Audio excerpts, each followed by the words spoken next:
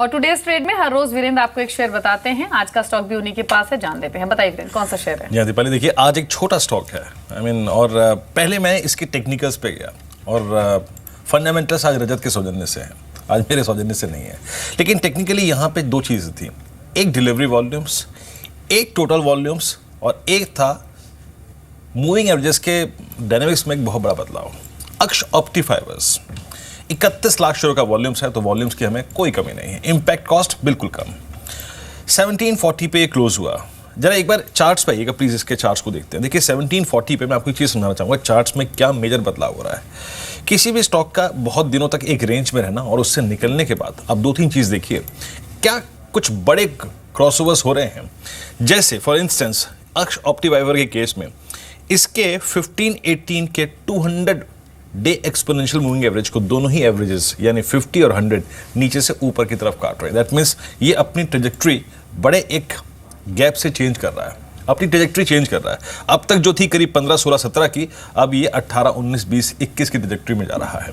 Daily charts पे शुक्रवार के वॉल्यूम्स ऑलमोस्ट ये बीते मेरे ख्याल से 1-1.5 महीने के वॉल्यूम्स जितने भी हाईएस्ट वॉल्यूम्स दे रहे हैं उनके ठीक बराबर थे और 50% डिलीवरी मार्क हुई है यहाँ पर।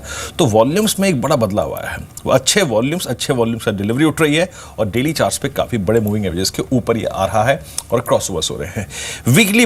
वीकली पर लास्ट वीक की क्लोजिंग के साथ याद रखिए ये ऑलमोस्ट इसकी मैं आपको बताऊं कि 2015 के सेकेंड हाफ और 2016 के फर्स्ट हाफ की 6 महीने की और पिछले 6 महीने की यानी साल भर का सबसे स्ट्रॉन्गेस्ट वीक था।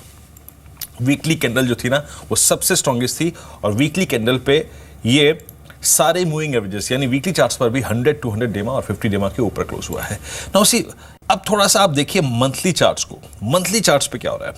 मंथली चार्ट्स पे याद रखिएगा एक 200 मंथ का जो एक एक्सपोनेंशियल मूविंग एवरेज है वो एग्जैक्टली आता है 21-30 और वही इसने 2014 के मिड में अगर आप देखें स्ट्राइक किया था, लेकिन उसके ऊपर निकल नहीं पाया था। तो मैं अभी फॉर द टाइमिंग वही लेवल जो आ रहा है ना वो आ रहा है करीब 21-30 के आसपास, अभी भी 21-30 के आसपास आ रहा है। तो मैं एग्जैक्टली वो लेवल अपने जहन में रखकर इसको एक बार लॉन्ग करना चाहूँगा।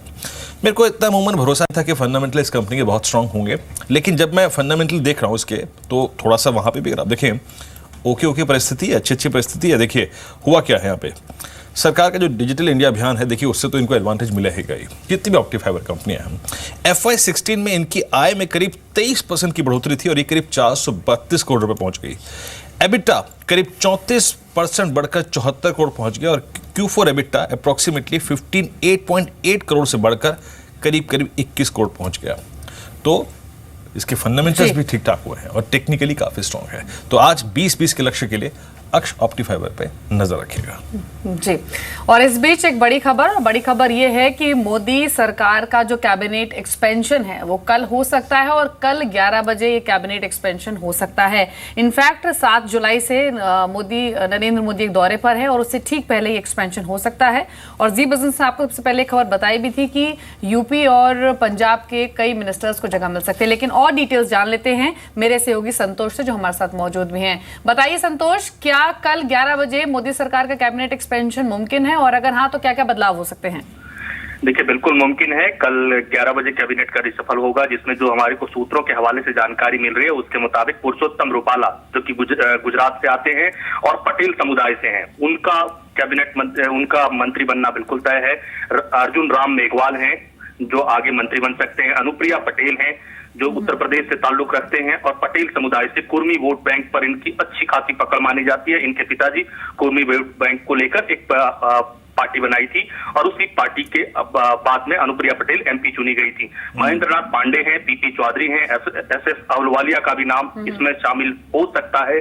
कृष्ण राज हैं, रामदास अठावले महाराष्ट्र से दलित नेता हैं, दलित चेहरा हैं और इनका इस्तेमाल भी उत्तर प्रदेश के चुनाव में किया जा सकता है। अजय टमटा जो कि उत्तराखंड से MP हैं, ये मंत्री बन सकते हैं और साथ में रामशंकर कठेरिया जो कि अभी मंत्री हैं और निहाल चंद ये भी मंत्री हैं, इनकी कुर्सी जा सकती है, जो कि हमारे को सूत्रों के हवाले से जानकारी मिल रही है। और कल जब कैबिनेट एक्सपेंशन होगा तो हो सकता है ये सारे नाम देखने को मिले।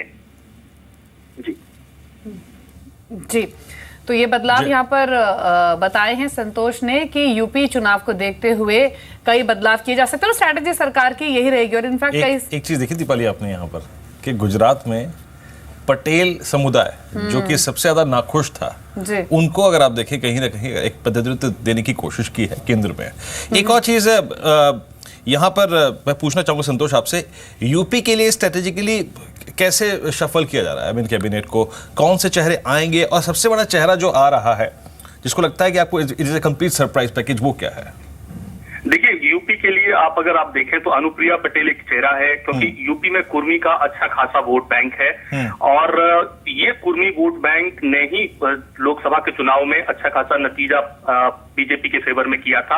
और अभी अगर हाल के दिनों में आप देखें तो बेनी प्रसाद वर्मा जो थे कांग्रेस में शामिल हो गए, कांग्रेस में वाले मंत्री थे उस समय, वो सपा में शामिल हो गए। तो ऐसे में उम्मीद की जा रही है कि जो पटेलों का वोट है, जो कुर्मी का वोट है उत्तर प्रदेश में, वो कहीं सपा में शिफ्ट न कर जाए, इसलिए अनुप्रिया पटेल को मंत्री बनाकर कुर्मी वोट बैंक को लामबंद करने की कोशिश की गई है। वहीं अगर आप दलितों के चेहरे को देखें तो रामदास अठावले जो है महाराष्ट्र में दलित का चेहरा है, लेकिन पूरे देश भर में दलित नेता के रूप में जाने जाते हैं, तो इनका भी इस्तेमाल उत्तर प्रदेश में किया जा सकता है। वहीं ब्राह्मणों का भी इसमें ख्याल रखा गया। तो कुल मिलाकर कह सकते हैं जातिगत समीकरण को चुनाव के मद्देनजर ये रिसफल भी के रूप में भी देखा जा सकता है। जी, यानी आप कहना चाह रहे हैं कि जो एक्सपेंशन होगा उसको जाति के लिहाज से तो अहम रहेगा ही, साथ ही साथ जो रीजनल बैलेंस है वो भी कहीं ना कहीं पीएम मोदी बनाने की कोशिश करेंगे। स्पेशली ये बात ध्यान में रखते हुए कि अभी यूपी में इलेक्शंस ड्यू हैं, तो उत्तराखंड हुआ, पंजाब हो या फिर उत्तर प्रदेश हुआ, इन स्टेट्स में भी एक रीजनल बैलेंस बना रहे, इस बात को ध्यान में रखते हुए भी रिशफल हो सकता है।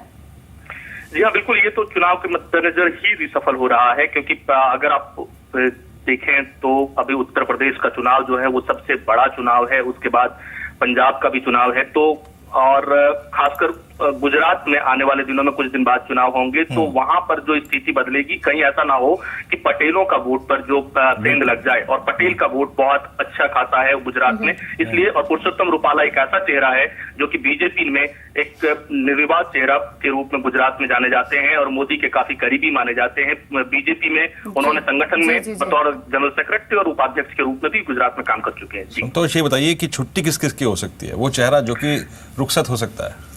देखिए, अभी तक जो हमारे को सूत्रों के हवाले से जानकारी मिल रही है, रामशंकर कठेरिया हैं और निहाल चंद जो कि मोदी मंत्रिमंडल में अभी मंत्री हैं, इनकी कुर्सी जा सकती है।